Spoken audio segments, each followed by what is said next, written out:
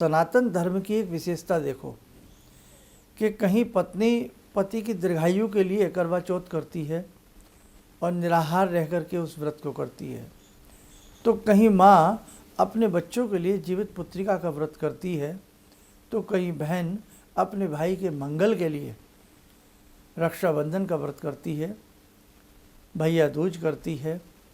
बड़े बड़े ऐसे तीज त्यौहार हैं जिसमें स्नेह और प्रेम भरा हुआ है।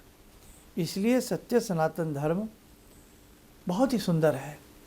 ऐसा नहीं है और सुंदर नहीं है, सभी अपनी जगह अच्छे हैं, लेकिन आप गौर से देखेंगे तो कैसी कैसी रहस्य बातें आपको इसमें मिलेंगी कि कहीं पत्नी पति के दीर्घायु स्वास्थ्य के लिए, तो कहीं माँ बच्चों के दीर्घायु स्वास्थ्य के लिए, तो कहीं बहन भाई की सुंदर जीवन के लिए उसकी मंगल कामनाओं को मांगती है।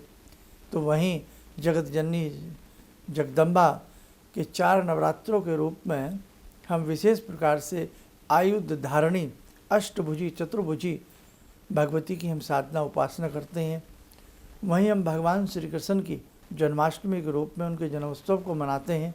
वहीं भगवान श्री राम के नवमी के रूप में धूमधाम से राम जी की सवारी निकलती है। कहने का भाव, अगर बहुत प्रेम से बहुत ध्यान से आप सब इन बातों को करेंगे तो जीवन में उद्धार होना तय है।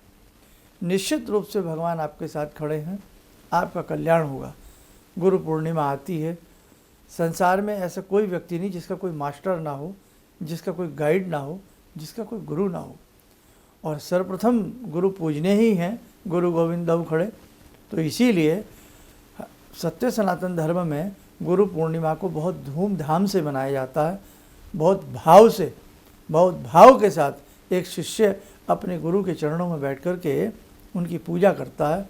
गुरु के शरणागत होकर के पूरा जीवन पर्यंत गुरु की शिक्षा ग्रहण करने में निकाल देता है। और गुरु भी अपने शिष्यों को घड़े की तरह ठोक बजा करके सुंदर बना देता है, सोने को आग में तपा करके कुंदन बना देता है। इसलिए बेटे ध्यान रखना, जो हमारी परंपराएं हैं, जो हमारी धार्मिक कल्चर है, उसे स्वयं अच्छे से ग्रहण करें। अपने परिवार में, अपने समाज में, अपने बच्चों में उस कल्चर को अच्छे से अच्छा बताने का, समझाने का और उसे मनाने का आप सब लोग मिल कर के प्रयास जरूर किया करें।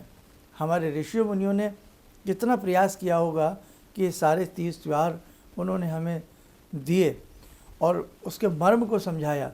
इसलिए आज हमारा कर्तव्य बनता है कि हम अपने सभी सप्त ऋषियों को, गुरुओं को, सभी को ध्यान में करते हुए सुंदरतम से सुंदरतम तरीके से अपने पर्वों की इस श्रृंखला को ऐसे ही मोती बना कर के माला में पिरोते रहें और बहुत सुंदर तरीके से जगत जननी जगदम्बा की हम सब आराधना करें। कल कल बहती हुई गंगे मैया की प्रार्थना करें और बहुत अच्छे से अपने जीवन को अंतिम सांस तक सुंदरतम तरीके से, पवित्र तरीके से, भाव के तरीके से जीने का प्रयास करें।